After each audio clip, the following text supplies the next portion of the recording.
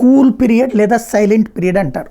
నిన్న సాయంత్రం 5 గంటల నుంచి రేపు సాయంత్రం దాకా ప్రచారం చేయకూడదు 48 గంటల పాటు. దానికి తగ్గట్టుగానే రిస్ట్రిక్షన్స్ ఉంటాయి. కానీ పత్రికలు అడ్వర్టైజ్మెంట్లు వేసేసినాయి. ఇప్పుడు అడ్వర్టైజ్మెంట్లకు తోడు వార్తల ద్వారానే చేసేస్తున్నారు. ఇంకా అసలు ఈ కూల్ పీరియడ్కి అర్థమేముంది?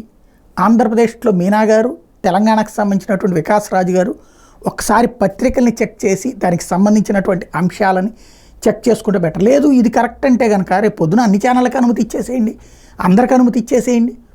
ఇవాళ సోషల్ మీడియా కూడా చాలా బ్యాలెన్స్డ్గా ఉంది. ఇప్పుడు నిన్న సాయంత్రం నుంచి చూస్తే నేను ఇంటర్నేషనల్ వార్తలనే ప్రొజెక్ట్ చేస్తున్నా. ఎందుకయ్యా అంటే మనం కరెక్ట్ కాదు, నేషనల్ ఇంటర్నేషనల్ ఎందుకు, ఇతర రాష్ట్రాలు ఎన్నికలు ఉన్నాయి కాబట్టి ఇంటర్నేషనల్ అన్నటువంటిది వాళ్ళకి అక్కడ ఇంకా రిస్ట్రిక్షన్ లేదు కాబట్టి. అలాగే ఇంటర్నేషనల్కి వచ్చేటప్పటికి రెగ్యులర్గా మనం కవర్ చేసేటటువంటివి చేస్తున్నాం. మ్యాక్సిమం వార్తల్ని తగ్గించేసాం. ఎందుకని? ఈ టైంలో మనం ప్రభావితం చేసేటటువంటి ఉండకూడదు, బాధ్యతగా ఉండాలని. ఆ బాధ్యత పత్రికలు మర్చిపోయినాయే. ఆఫ్టర్ ఆల్ మనిషి చేసేటటువంటిది పత్రికలు చేయలేవా? పత్రికలు చెయ్యక్కర్లేదా? ఎన్నికల సంఘం చెప్పాలి. ఇది కాదు ఎవరు వాళ్ళే విచ్చలవిడతానం అనుకుంటే అందరూ ఇక ఇష్టారాజ్యంగా నడిచిపోతుంది.